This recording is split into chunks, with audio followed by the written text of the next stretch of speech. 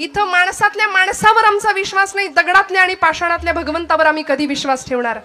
तो भगवंत दाखवून देणाऱ्या संतांवर आम्ही कधी विश्वास ठेवणार? कारण आम्ही प्रचंड, थोडा वाईट शब्द वापरते, नतद्रष्ट माणसं आहोत की आम्ही लबाड आहोत. लबाड भक्तीच्या प्रांतामध्ये आम्ही लबाड भक्ती करतो. बरं, परमेश्वराकडे सकामतेने जातो.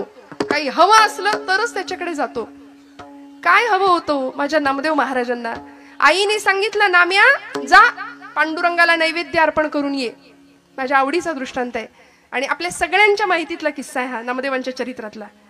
5 वर्षाचं लेकरू धावत गेलो. सकाळी पहाटे उठलं होतं. दामा शेट्टीने सांगितलं होतं, नाम्या उद्याचा नैवेद्य पांडुरंगाला तू द्या, मी परगावी जाऊन येतो. सकाळी उठले आणि आईच्या मागे लागले सकाळपासूनच. आई लवकर जेवायला कर, लवकर जेवण तयार कर, नैवेद्य तयार कर, मला पांडुरंगाला द्यायचंय. आई म्हणली, नाम्या कार्ट्या देव काही उठल्या उठल्या जेवायला बसणार आहे? अरे थांब जरा, उजाड उतर दे. आणि मस्त नैवेद्याचं ताट तयार करून दिलं, केळीचं पान वरती झाकलं आणि नेलं राऊळामध्ये नामदेवांनी. दुडू दुडू दुडू दुडू धावत. 5 वर्षाचं लेकरू. आठवा काय, 5 वर्षाची आमच्या घरातली लेकरं आठवा. वरातीत मात्र नाचायला पुढे असतील. आता माझी सटकली, अजून काय काय काय काय सगळं त्यांच्या मुखात पटपट पाठ होऊन जाईल.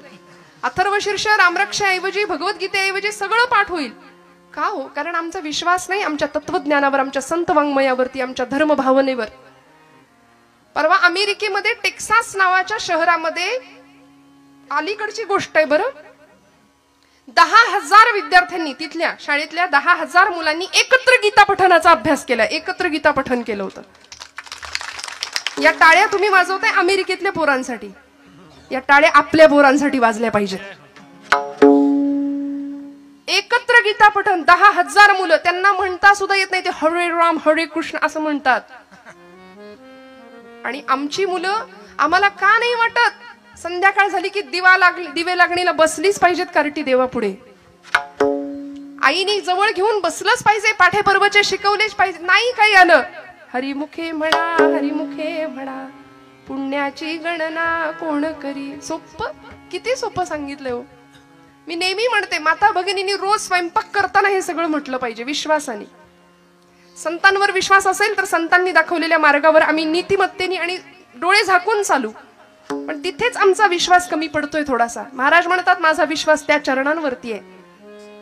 आमचा विश्वास नाही म्हणून जेवताना आदळापट फार तर भांड्यांची होईल, पण भोजन बनवताना, भाकरी थापताना, पोळी करताना, कणिक मळताना जर आम्ही म्हणू ना, देवाची द्वारी उभा क्षण भरी, तेणे मुक्तीचारी साधी येल्या, मस्त गोळे बनवायचे, पिठात बुडवायचा, किंवा भाकरी थापताना लाटायला घ्यायची चपाती, हरिमुखे म्हणा, हरिमुखे म्हणा, पुण्याची गणना टाकायची तव्यावर, असोनी संसारी जिव्हे वेगू फुगली बघा, वेदशास्त्र उभारी बाह्या सदा, ज्ञानदेव म्हणे व्यासाची खुणा. असं करता करता हरिपाठाच्या संस्कारातनं तयार झालेली पोळी जर आमच्या लेकरांनी खाल्ली तर का नाही घराघरात ज्ञानोबांचा संस्कार निर्माण होणार? मला सांगा तुम्ही. 5 वर्षाच्या नामदेवानी गुणाई मातेला सांगावं, आई दे ग ताट. धावत गेले दुडू दुडू दुडू आणि पांडुरंगासमोर उभे राहिले, राऊळामध्ये आले, मंडल केलं, ताट ठेवलं, पाणी फिरवलं आणि म्हणले, करा सुरुवात. एवढ्या आर्जवानं देव जेवणार आहे का हो? आमच्याकडून जेवलाय कधी? इथे पाठवू देत. देव जेवलाय का आपल्याकडून कधी? बर, देव जेवताना कधी आपल्या डोळ्यात पाणी येतं का? बोला, खरं सांगा महिला वर्ग. आपलं लेकरू जर जेवलं नाही एखाद दिवशी तर मात्र दिवसभर बाई गो, काय खाल्लंच नाही लेकरांनी, काय खाल्लंच नाही आज. प्रपंचासाठी आम्ही रडू, देवासाठी आम्ही नाही रडणार. नामदेव महाराज रडले देव जेवत नव्हता म्हणून. देवा करा सुरुवात, कितीतरी वाट बघितली, देवा जेव रे बाबा जेव. अरे आज मी आलोय, रोज माझे बाबा येतात म्हणून काही चवण्या ढवण्या लावलेस की काय? म्हणला जेव बाबा, बऱ्या बोलानी जेव. तरी जेव, देव जेवे ना एक क्षणाला. आता जर जेवला नाहीस ना, चुलीतलं लाकूड आणीन म्हणला.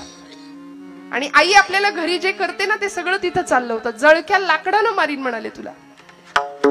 तरीही देव हाले ना, बोले ना, जेवे ना. आणि एका क्षणाला नामदेव महाराज सांगतात, पांडुरंगा बाबा येतील, मला विचारतील, नाम्या देव जेवला नाही करे?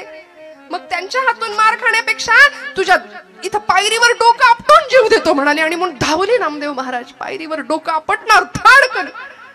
डोक्याला लागलं नाही गाभाऱ्यातनं आवाज आला, डोक्याखाली मऊसर हात लागावा की काय, आणि गाभाऱ्यातनं आवाज यावा, नाम्या नाम्या, अरे दगडाचा देव कधी जेवतो